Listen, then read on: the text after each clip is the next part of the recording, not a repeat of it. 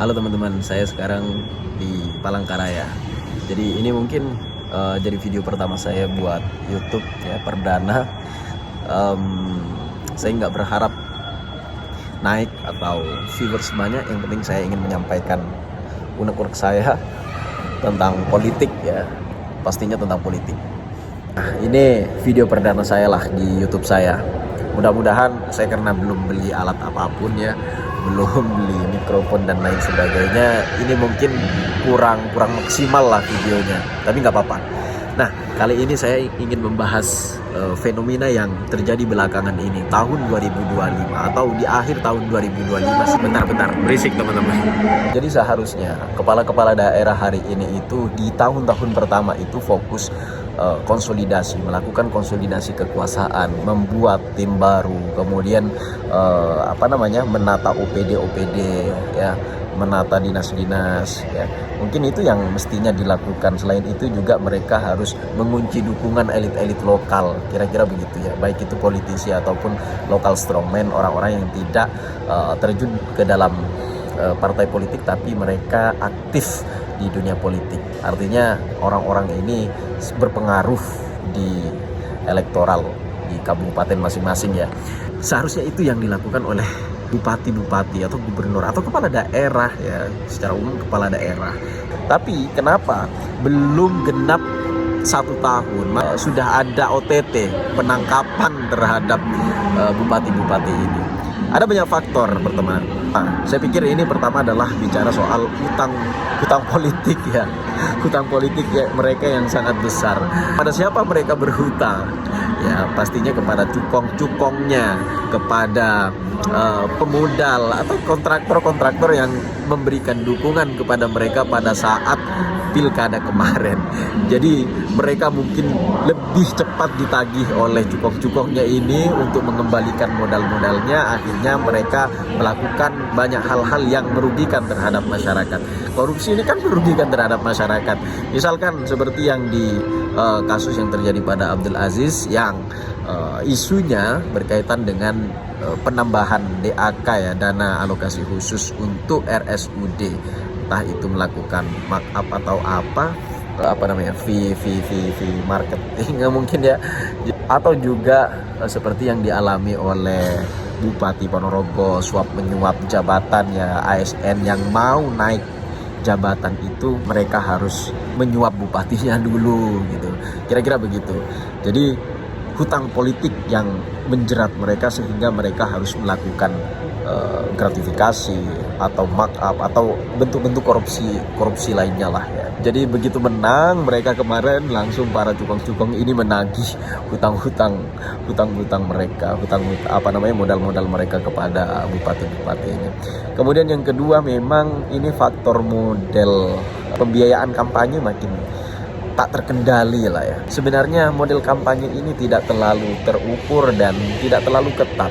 Laporan yang disampaikan oleh para kandidat kemarin, karena saya mengalami langsung di lapangan, itu hanya sebatas formalitas. Mereka melaporkan dana kampanyenya hanya sekedar formalitas, padahal di lapangan lebih dari yang dilaporkan. Misalkan dilaporkan mereka hanya menghabiskan 1 M, di lapangan mereka menghabiskan puluhan M bahkan ratusan M ya.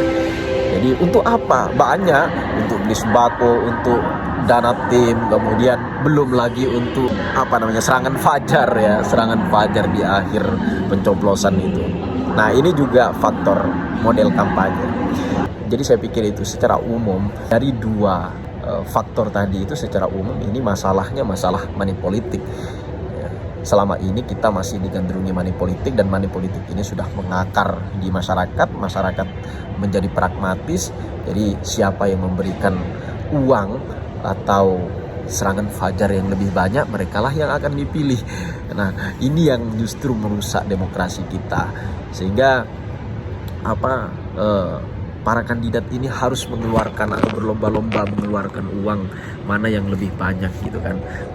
Jadi teman-teman, bagi saya ini kasus-kasus yang terjadi hari ini itu sepenuhnya bukan kegagalan individu dari kepala daerah tersebut, tapi juga kegagalan institusi politik kita seperti partai politik, kemudian penyelenggara pilkada, penyelenggara pemilu seperti KPU dan Bawaslu.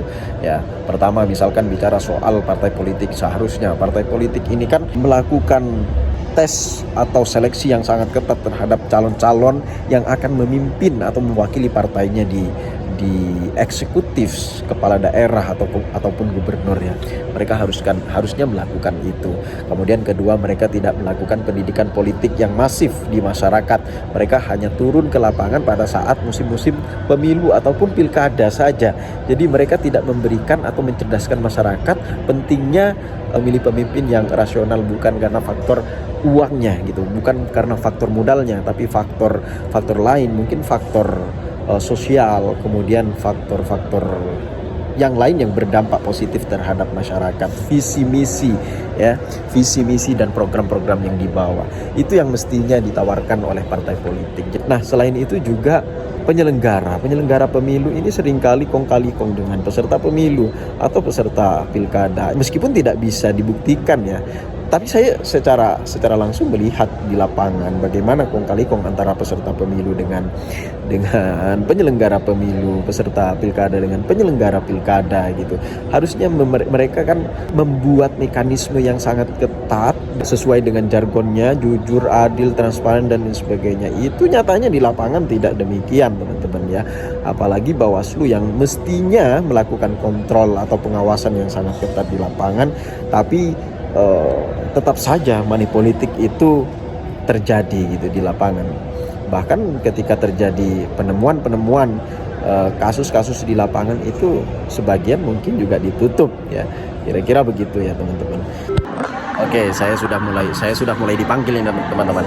Jadi sebelum saya mengakhiri, saya ingin sampaikan sebenarnya ada dua hal yang dilakukan oleh bupati atau kepala daerah baru ini.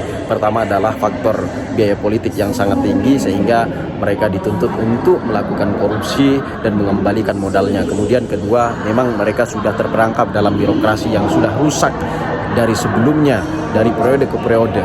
Jadi budaya koruptif di ekosistem yang korup itu sudah terbentuk lama di birokrasi di daerah tersebut. Saya pikir itu teman-teman.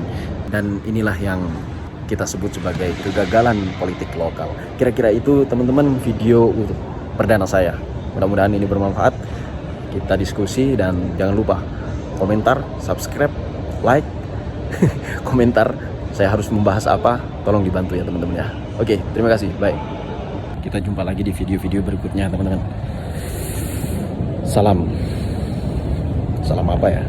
Mau ada salam apa ini saya?